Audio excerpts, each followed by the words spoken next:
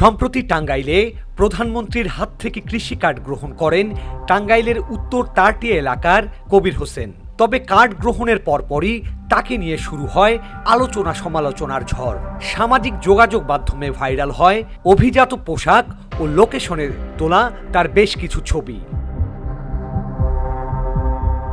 সরেজমিনে জানা যায় কবির হোসেনের নিজস্ব জমি রয়েছে ১৩ শতাংশ। পাশাপাশি তিনি অন্যের জমি বর্গা নিয়েও কৃষিকাজ করেন। স্থানীয়রা জানায় তিনি ক্ষুদ্র কৃষক হিসেবেই পরিচিত।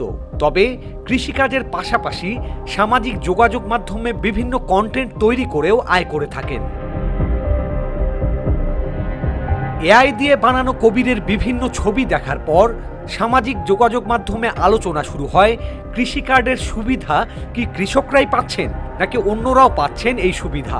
এ ব্যাপারে আত্মপক্ষ সমর্থন করেন কবির। একটা বক্তব্যকে কেন্দ্র করে মিডিয়ার মধ্যে অনেক তোলপাড় শুরু হয়ে গেছে যে আমি কৃষক না, এটার ভুলটা আমি ভেঙে দেই।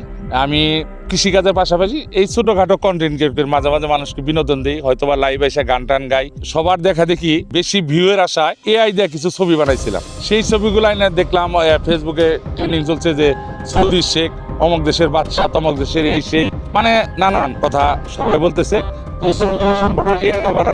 অরিজিনালি আমি একজন কৃষক। কবিরের পরিবারের সদস্য ও স্থানীয় কৃষকরা মনে করেন কবির যেহেতু বর্গা চাষ করে এবং নিজস্ব জমিও আছে, তাই সে কৃষি কার্ড পাওয়ার যোগ্য। কবির ভাই মূলত আসলে হলো যদি কৃষক হিসেবে যদি বলা হয় তাহলে সে 100% কৃষক।